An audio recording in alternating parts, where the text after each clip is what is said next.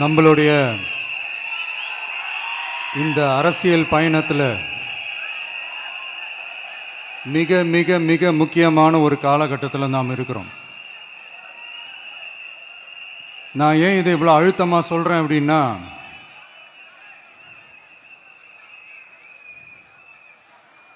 ஏதோ அழுத்தம் இருக்குமோன்னு நினைக்கிறீங்களோ? அழுத்தமா? நமக்கா?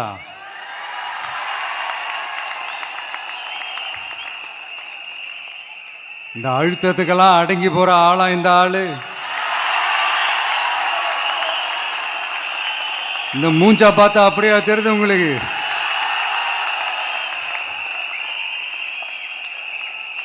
அதனால அப்படியெல்லாம் நடக்காது. அதுவும் முக்கியமா நம்ம கிட்ட அதெல்லாம் நடக்கவே நடக்காது. ஆனா அழுத்தம் இருக்குதான்னு கேட்டீங்கன்னா இருக்குது. அது நான் இல்லைன்னு சொல்ல வரல. நமக்கு இல்லை, மக்களுக்கு. தமிழ்நாட்டை இதுக்கு முன்னாடி ஆண்டவங்களும் சரி பாஜகவுக்கு அடிமையாக தான் இருந்திருக்கிறாங்க. ஸோ அவங்கள நம்பி ஒரு பிரயோஜனமும் இல்லை. இப்போ ஆண்டுகிட்டு இருக்கிற இந்த திமுக அரசாச்சும் நமக்கு ஏதாவது செய்வாங்கன்னு பார்த்தா இவங்களும் அவங்கள மாதிரியே தான். இன்னும் சொல்ல போனால் ஒரு படி மேலே, இன்னும் மோசம். அவங்களாச்சும் நேரடியாக சரண்டர் ஆகி இருப்பாங்க, இவங்க மறைமுகமாக சரண்டர் ஆகி இருக்கிறாங்க. அவ்வளோதான் வித்தியாசம்.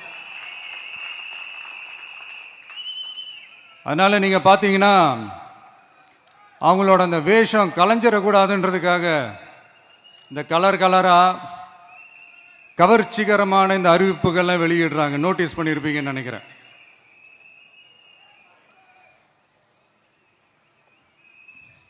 அதனால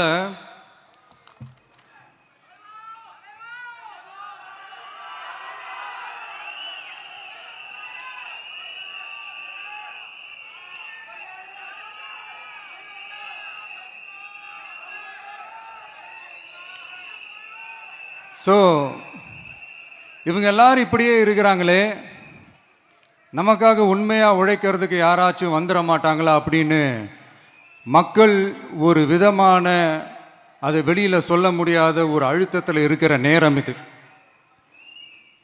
மாற்றி மாற்றி ஓட்டு போட்டு ஏமாந்து அவங்க இப்போ நம்மளை நம்புகிறாங்க. நம்மளுடைய இந்த தமிழக வெற்றி கழகத்தை இந்த விஜய் கூட நிற்பான்னு நம்புகிறாங்க.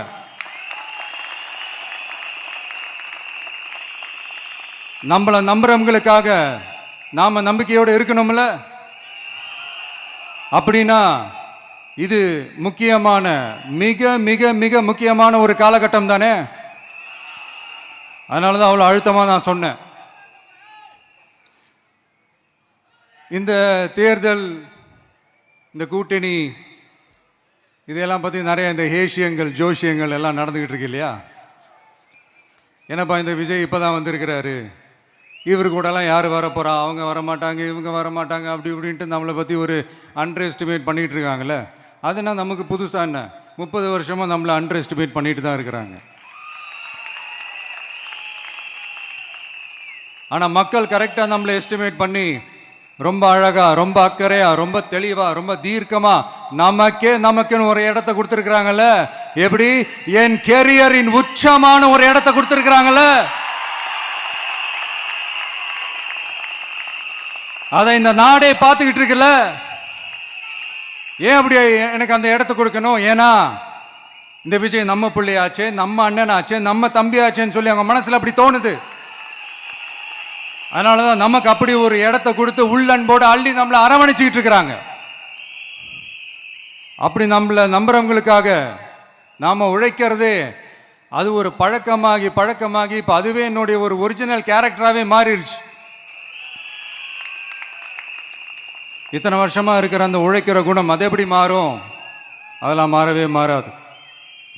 அரசியலுக்கு வந்ததுக்கு அப்புறமும் சரி, ஆட்சி அதிகாரத்துக்கு வந்ததுக்கு அப்புறமும் சரி, ஒன்னே ஒன்று சொல்ற, எழுதி வச்சுக்கோங்க.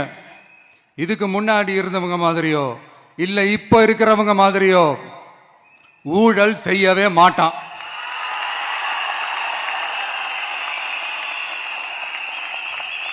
ஒரு பைசா தொட மாட்டான். எனக்கு அது அவசியமே இல்லை. புரிஞ்சுங்களா உங்களுக்கு? எனக்கு அதை தொட வேண்டிய அவசியமே இல்லை.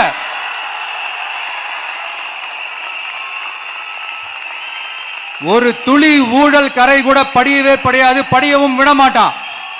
நீங்க கேட்கலாம், இது என்ன சினிமாவா, இதன முதல்வன் படமா, ஒரே நாள்ல வந்து இவர் எல்லாத்தையும் கிளீன் பண்ணிடுவாரான்னு நீங்க கேட்கலாம். ஓகே, பிராக்டிகலா அது பாசிபிள் இல்லதான். But it is a process, right? It is a process. இப்படி எதுக்குமே ஆசைப்படாத ஒருத்தன் அரசியலுக்கு வரான் அப்படின்னா, அவன் கண்ணு முன்னாடி ஏதாவது ஒரு தப்பு நடக்குது அப்படின்னா, அவன் கண்ணு முன்னாடி ஏதாவது இந்த மாதிரி ஒரு ஊழல் நடக்குது அப்படின்னா, அதை பார்த்துக்கிட்டு அவன் சும்மா இருப்பான்னு நினைக்கிறீங்க?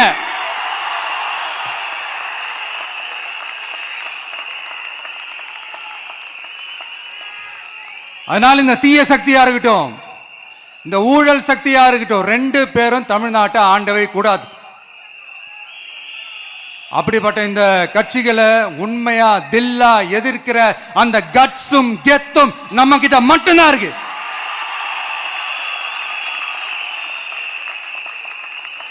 அதனால நீங்க என்ன சூழ்ச்சி நம்ம மேல பண்ணாலும், என்ன அழுத்தம் நீங்க கொடுத்தாலும், இந்த அடங்கி போறதுக்கோ, இந்த அண்டி பொழைக்கிறதுக்கோ, இல்ல இந்த அடிமையா இருக்கிறதுக்கால நாம அரசியலுக்கு வரல.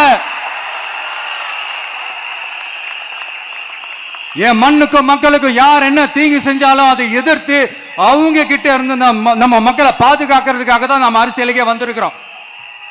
அண்ட் முக்கியமா தோழர்களே, மக்களுக்கு என் மேல மட்டும் நம்பிக்கை இருந்தா அது பத்தாது. என் கூட டிராவல் பண்ற என்னோட எல்லா தோழர்கள்கிட்ட அந்த நம்பிக்கை வரணும்.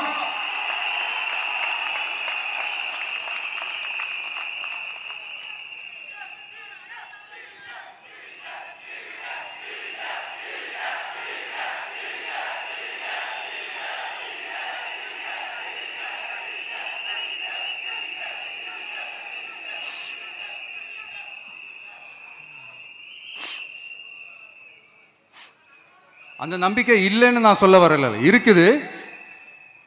ஆனால் அதை தொடர்ந்து இருக்கிற மாதிரி நீங்கள்லாம் நடந்துக்கிறணும். தப்பு பண்ண யாராக இருந்தாலும் தப்பிக்கவே முடியாதுன்ற அந்த ஒரு பயம் இருக்கணும். எல்லாரும் உங்களை தான் கேட்குறேன், எல்லாரும் உண்மையாக உழைப்பீங்கல்ல?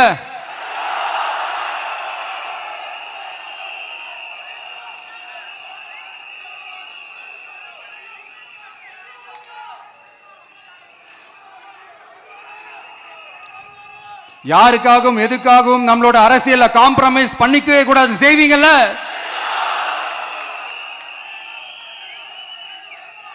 அண்ட் தயவு செஞ்சு எல்லாரும் கொஞ்சம் ஒற்றுமையா இருந்து சேர்ந்து உழைச்சி ஜெயிப்பீங்கல்ல? சரி, நமக்காக நம்ம மக்கள் கண்டிப்பா ஓட்டு போட்டு ஜெயிக்க வைப்பாங்க, அதில் எந்த மாற்று கருத்துமே கிடையாது. அப்படி ஜெயிக்கிறதுக்காக நாம் என்ன செய்ய போறோம்? மக்களிடம்னு செல்னு அறிஞர் அண்ணா அவர்கள் சொன்னதை ரொம்ப டீப்பாக சின்சியராக அடாப்ட் பண்ணுறதோட மட்டும் இல்லாமல் நம்மளோட அரசியலில் அதை செயல்படுத்தணும். அதுதான் முக்கியம். ஏன்னா இப்போ அரசியலில் இருக்கிறவங்க அண்ணாவை மறந்துட்டாங்க. அண்ணா ஆரம்பித்த கட்சியும் அண்ணாவை மறந்து சுயநலமாக மாதிரி பல வருஷம் ஆச்சு. அண்ணா பேரில் இருக்கிற கட்சியும் அவரை மறந்து பல வருஷம் ஆச்சு. ஆனால் நாம அவரை மறந்துடக்கூடாது. மக்கள்கிட்ட போகணும், மக்களோட மக்களாகவே இருக்கணும், மக்களுக்காகவே இருக்கணும். அதுக்காக நாம் என்ன செய்ய போகிறோம், என்னெல்லாம் செய்ய போகிறோம், அதுக்காக தான் இந்த மீட்டிங். ஆரம்பிக்கலாமா? இந்த ரெண்டு கட்சிகள், ஆண்ட கட்சியா இருக்கட்டும், இப்போ ஆள்ற கட்சியா இருக்கட்டும், அவங்கள பொறுத்த வரைக்கும் பூத்துனா என்ன தெரியும்ல? அவங்கள பொறுத்த வரைக்கும் பூத்துனா கள்ள ஓட்டு போடுற இடம். ஆனா நமக்கு, நம்ம டிவிகேவுக்கு அது ஒரு ஜனநாயக கூடம். அங்க ஜனநாயகம் திருடுறாம நம்ம பார்த்துக்கணும். ஒவ்வொரு ஓட்டையும் நம்ம பாதுகாக்கணும். எப்படி பாதுகாக்கிறது? ஒவ்வொரு வீட்டில் இருக்கிற ஒவ்வொரு ஓட்டும் நமக்கு தானே ஃபர்ஸ்ட் கன்ஃபார்ம் பண்ணுங்க. எனக்கு தெரிஞ்சு தமிழ்நாட்டில் ஒரு 2.25 கோடி ரேஷன் கார்டுகள் இருக்கும்னு நினைக்கிறேன். அவங்க எல்லாரும் வேற வேற எந்தெந்த கட்சியில் இருந்தாலும் கட்சி வேறுபாடு எல்லாத்தையும் தாண்டி இந்த விஜய் அவங்க வீட்டில் ஒருத்தனா வாழ்ந்துட்டு இருக்கிறான். அவங்க என்ன அவங்க குடும்பத்தில் ஒருத்தனா பார்த்துக்கிட்டு இருக்கிறாங்க. அதனால இந்த கட்சி கிச்சி எல்லாத்தையும் தாண்டி இந்த விஜய் கூட கூட நிக்கணும்னு முடிவு பண்ணிட்டாங்க. அதனால அப்படி முடிவு பண்ண அவங்கள பாதுகாப்பா பூத்துக்கு கூட்டிட்டு வாங்க. நம்மளோட இந்த விசில் சின்னத்துக்கு ஓட்டு போட வைங்க.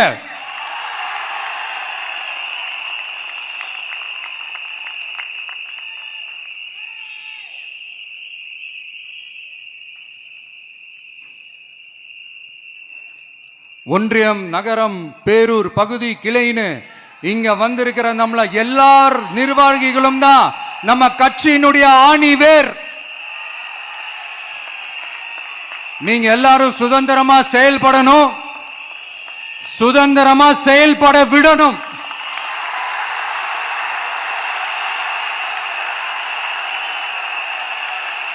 நீங்க ஒவ்வொருத்தரும் எனக்கு முக்கியம்.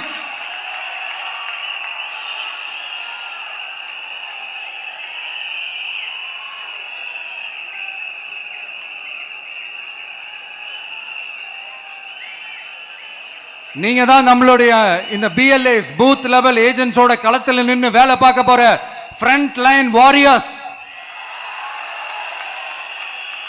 இப்ப நடக்க போறது வெறும் எலெக்ஷன் கிடையாது, இது ஒரு ஜனநாயக போர். இந்த டெமோக்ராட்டிக் பேட்டில லீட் பண்ண போற கமாண்டர்ஸ் நீங்க தான்.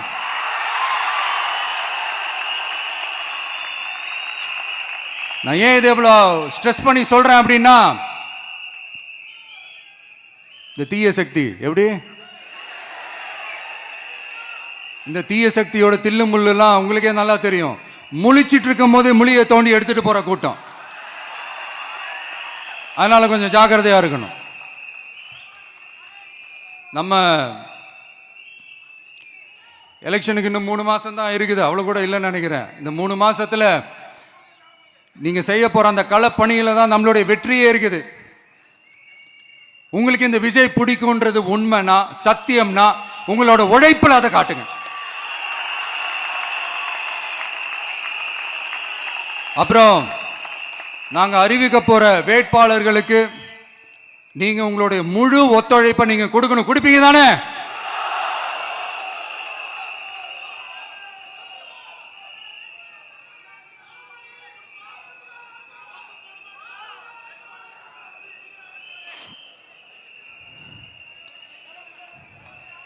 உங்க எல்லாரையும்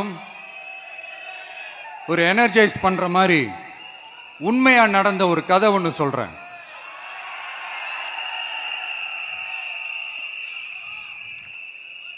சொந்த நாட்டையே ஒரு கூட்டம் அபகரிக்குது. சொந்த நாட்டிலேயே இருக்க முடியாத அளவுக்கு ஒரு நெருக்கடி ஏற்படுது. ஸோ வேற வழி இல்லாமல் அந்த நாட்டை விட்டே வெளியே போய் வேற ஒரு இடத்துக்கு போய் காடு மலை அப்படி இப்படின்னு சுற்றி மறைஞ்சு வாழ வேண்டிய ஒரு சூழ்நிலை ஏற்படுது. என்னடா இப்படியே ஓடிக்கிட்டு இருக்குமேன்னு சொல்லிட்டு தன்னோட நட்பு சக்திங்க கிட்ட பேசி ஒரு பெரும் படையை திரட்டிக்கிட்டு அதிரடியாக ஒரு போரை நடத்தி அந்த நாட்டையே திருப்ப மீட்டு எடுத்தது யார் தெரியுமா? நம்ம கொள்கை தலைவர்களை ஒருத்தரான ராணி வேலு நாச்சியார் அவர்கள் தான்.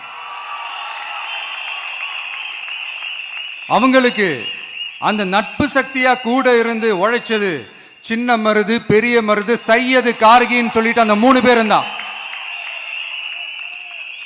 ஆங்கிலேயர் படை, ஆற்காட்டு படை மாதிரி அந்த 2 பெரும் படையை அடிச்சு துவம்சம் பண்ணிட்டு அந்த நாட்டையை திருப்பி மீட்டு எடுத்தது வேலு நாச்சியார். அன்னைக்கு இருந்த ஆங்கிலேயர் படை, ஆற்காட்டு படை மாதிரி இன்னைக்கு என்னென்ன படை இருக்குதுன்னு உங்க எல்லாருக்குமே நல்லா தெரியும். அதனால அந்த 2 படை மட்டும் இல்ல, இன்னும் எத்தனை படை வந்தாலும் எதிர்த்து நின்று ஃபேஸ் பண்றதுக்கு ஒரு நல்ல தலைமையும் இத்தனை சக்திகள் என் கூட இருக்கும் போது, இத்தனை சின்ன மருது, இத்தனை பெரிய மருது, இத்தனை சையது, கார்கிகள் என் கூட இருக்கும் போது நம்ம நாட்டை நம்மளால மீட்டெடுக்க முடியாதான?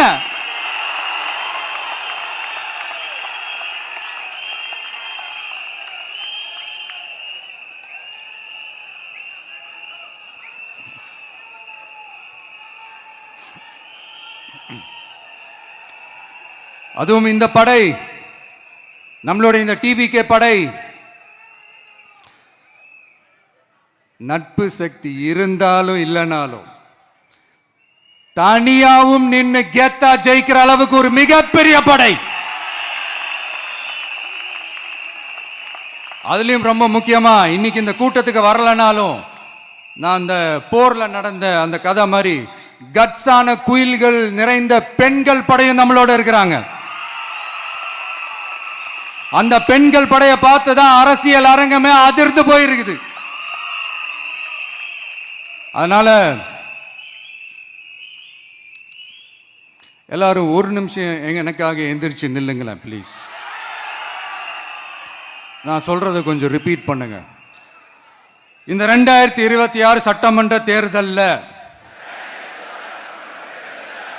நாம எல்லாரும் உண்மையாக உழைப்போம், சத்தியமாக உழைப்போம், உறுதியாக உழைப்போம், ஒற்றுமையாக உழைப்போம்.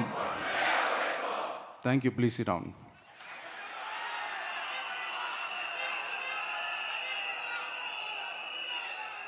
உங்களோட இந்த வார்த்தையை நான் மனப்பூர்வமா நம்புறேன்.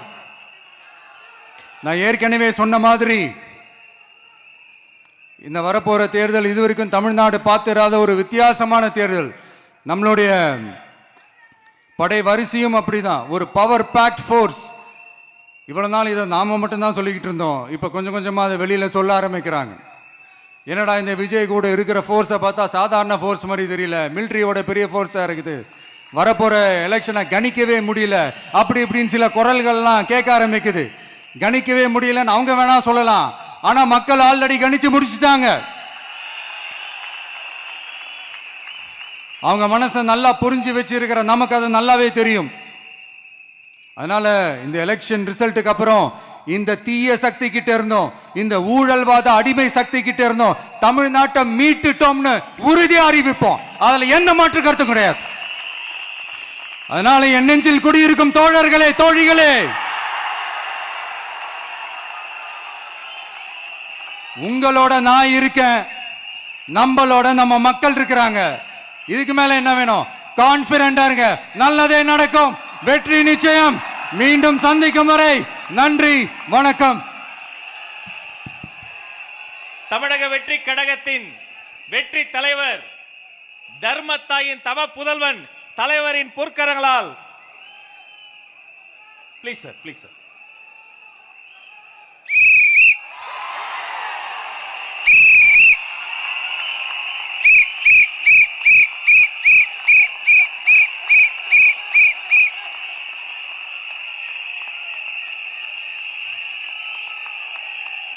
நம்ம சின்னம் உங்கள் சின்னம், நம்மளுடைய வெற்றி சின்னம் விசில். கப்பு முக்கியம் பகிலே.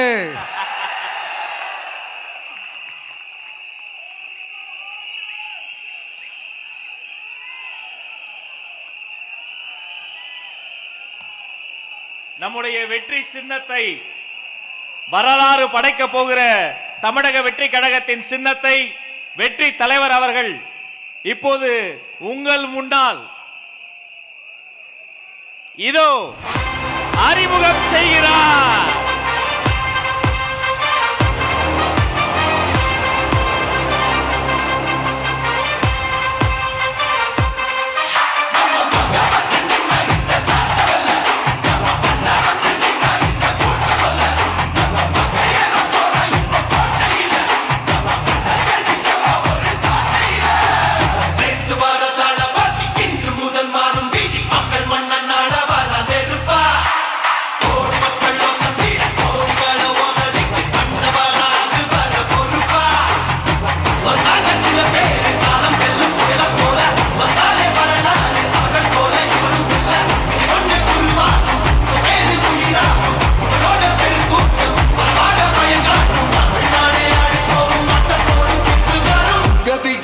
விஜய் உயிரென்ன வரனா,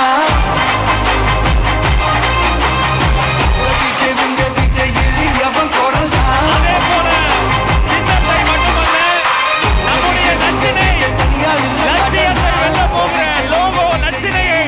வெற்றி தலைவர் இதோ அறிமுகம் செய்கிறார்.